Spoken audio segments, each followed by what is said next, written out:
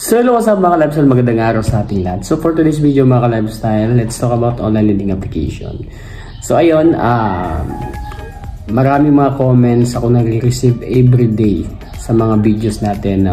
Marami akong binabasa, not only sa emails, no, but sa mga comment section ng mga videos natin, binabasa ko yan. And then somehow, meron na naman akong isang nabasa na hindi ka panipaniwala, no? Like for example, ito, ayan. So ayan, sabi niya binisita daw siya, nasa Cebu area sila. So hindi niya in specific actually kung anong online lending application yon, ano. So sa lahat ng mga viewers natin na taga Cebu, please comment down below kung ano yung mga online lending application company na alam nyo nasa area nyo banda, na kahit anong online lending application, please just PM me or message me here on YouTube sa comment section para malaman natin kung ano yung online lending application, and then para ma-prove din natin kung tama yung sinasabi ng mga viewers natin na yes, na bisita sila. Hindi niya in specific, sabi niya lang na nabisita siya ng online lending application agent, no? Hindi niya binanggit. So I tried to communicate, piniem ko siya but hindi pa siya nagre-reply, no? Kung ano yung online lending application na yun. So most probably mga ka-lifestyle, kung meron mang online lending application sa Cebu, sa Mindanao, yan ay yung mga big fish talaga. Yan ay yung mga malalaking isda, no, na matunog yung pangalan, basta known na online lending application like Digido, no. So yan, yung Digido marami yan. Pero wala pa so far. Yung alam kong company nila or yung branch nila is nasa Luzon area lang, no. Nag-research agad ako, yung nabasa ko yung comment na yan. So yun, wala akong na-research about sa online lending application, kahit anong online lending application na nasa Visayas or Mindanao, no? So yun, wala naman kayong dapat ikatakot. Actually, kahit merong online lending application sa area nyo, especially sa Visayas, wala kayong dapat ikatakot, ano? Kasi gaya nga ng sabi ko, lahat ng online lending application is merong mga violations na hinaharap. That's why never silang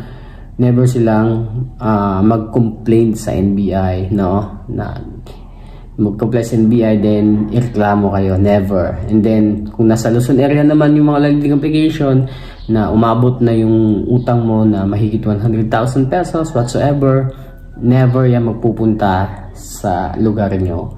Kasi nga, aside sa hindi ka nila kilala, yung ugali mo hindi ka nakilala, no? Kasi baka pagpunta mo dun sa kanila, barilin mo whatsoever, di ba? So yan yung mga iniisip din ng mga online lending application agent. Syempre, kailangan din nila i-secure yung kanilang privacy. I mean yung kanilang security, di ba? So that's why isa yan sa mga imposibleng mangyari, no? Bumisita sila sa lugar mismo, sa lugar o sa area mismo, no, ng tinitirahan nyo, never. So ayun, sana nasagot ko, and then sana meron kayong mga nalalaman kahit papano sa mga videos na ina-upload natin. Anyways, hindi lang naman ako yung mga nagbibigay ng payo about sa online lending application, ano, na kung paano nyo i-handle yung stress nyo, kung ano yung mga posibleng gawin ng mga online lending application company sa inyo, kung may pending kayo or inabandon nyo na, no. Marami dyang mga OLA defender, no. All you have to do of course is research lang. So wala kayong dapat ikatakot, no, every now and then, kasi lahat ng problema is lumilipas lang. Huwag nyong bigyan ng negative activities whatsoever na ikasasama ng sarili nyo, no. Example, mangungutang sa iba, then yung tapal system, no, wag nyo nang dagdagan. Yun yung pinaka best solution. Wag nyo nang dagdagan yung problema nyo, kasi in the end kayo din yung malalakihan, no.